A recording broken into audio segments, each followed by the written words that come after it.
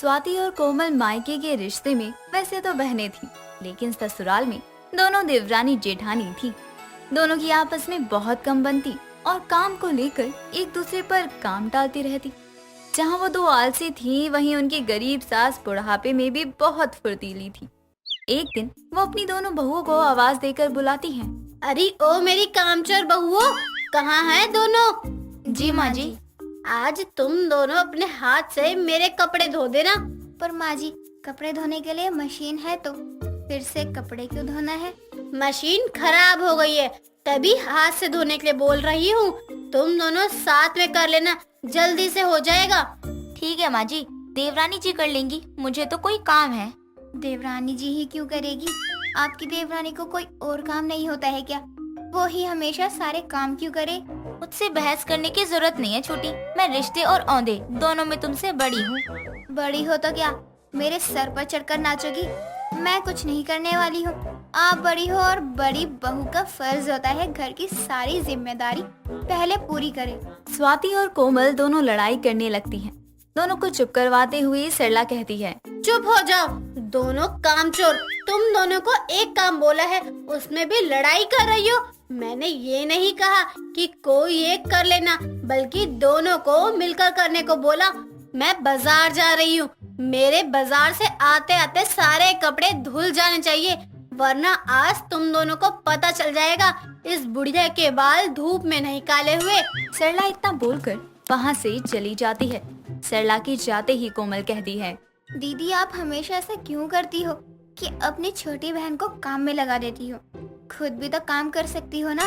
तू मुझसे छोटी है, तुझे तो पता ही है कि हमेशा छोटे बड़ों की बात मानते हैं, इसलिए मैं कमरे में आराम करने जा रही हूँ और तू जाकर सारे कपड़े धो लियो।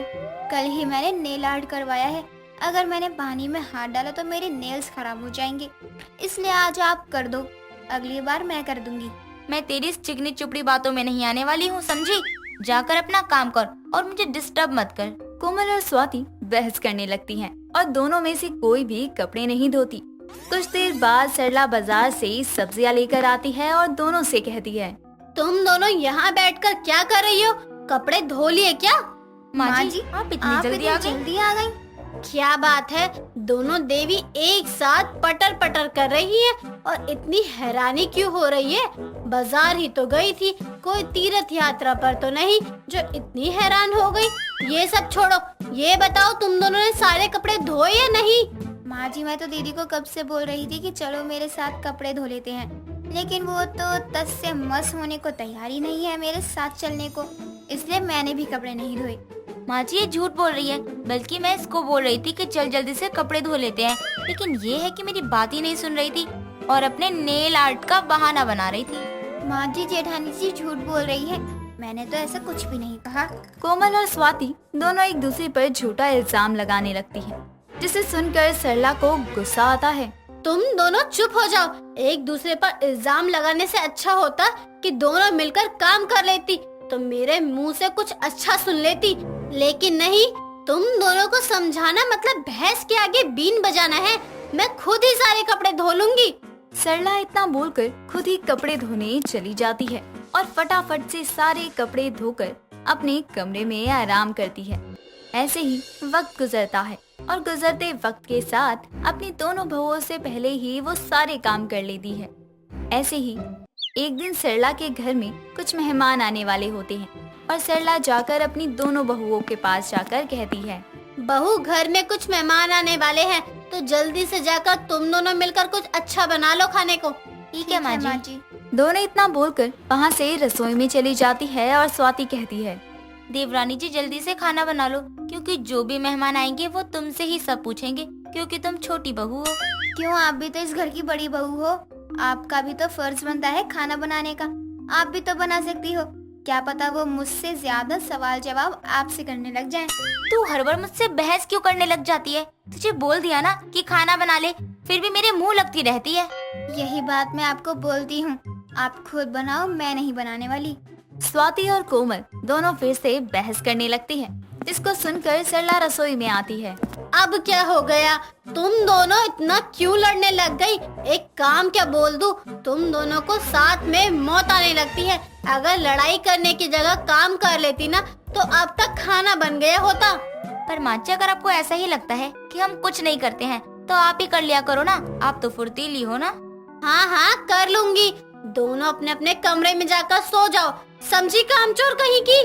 सरला, स्वाति और कोमल दोनों को उनके कमरे में भेज देती है और खुद ही खाना बनाने में लग जाती है। कुछ देर बाद मेहमान आते हैं और सरला उन्हें खाना खिलाती है। सरला के खाने की सभी बहुत तारीफ करते हैं। कुछ ही देर बाद सभी मेहमान वहाँ से चले जाते हैं। ऐसे ही वक्त गुजरता है और एक दिन सरला की पड़ोसन विमला घर आती है। और कैसे है तू सरला, सब ठीक तो है ना? हाँ हाँ बिल्कुल ठीक हूँ।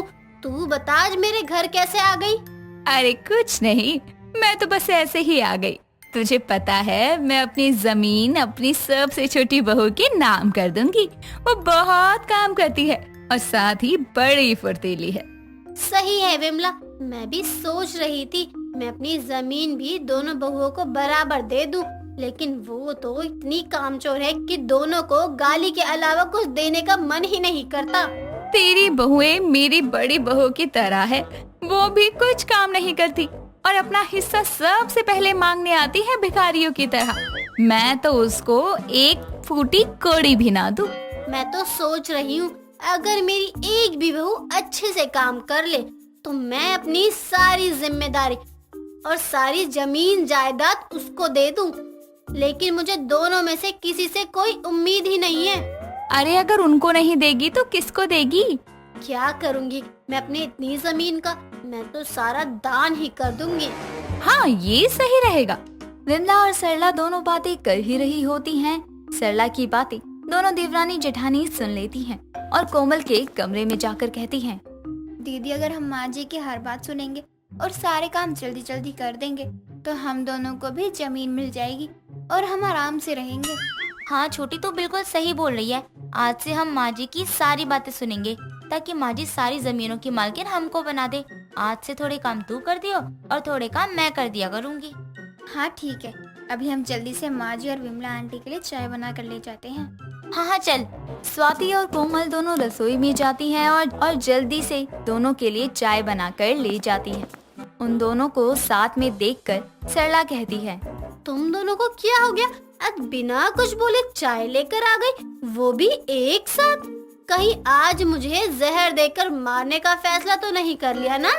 कैसी बात कर रही हो आप माँ जी? आज हमें एहसास हो गया कि आपकी हर बात मानना हमारा धर्म है। बस इसीलिए आज से हम आपकी सेवा करेंगे। जी माँ जी, दीदी बिल्कुल सही बोल रही है। आज से जो आप बोलेंगे हम वही करेंगे। सरला लगता है तेरी बहुओं ने तेरी सारी बातें सुन ली, इसीलिए तो तेरे बोलने से पहले ही सारे काम कर रही है। अच्छा है ना, इसी बहाने दोनों मिलकर भी रहेंगी और तेरी तरह फुर्तीली भी हो जाएंगी। सरला और विमला एक दूसरे को देखकर मुस्कुराते हैं। कुछ ही देर बाद विमला भी अपने घर चली जाती है और सरला भी अपने कमरे में आराम करने लगती है। ऐसे ही दिन बीत जाते हैं और दोनों देवरानी जेठानी मिलकर घर के सारे काम करती। सरला उन्हें कोई भी काम बोलती तो वो बड़े ही फुर्तीली से सारे काम कर देती थी और सरला इन सब से बहुत खुश थी। और इस तरह से देवरानी जेठानी की फुर्तीली गरीब सास के एक झूठ से उनकी दोनों बहुएं भी फुर्तीली हो गईं।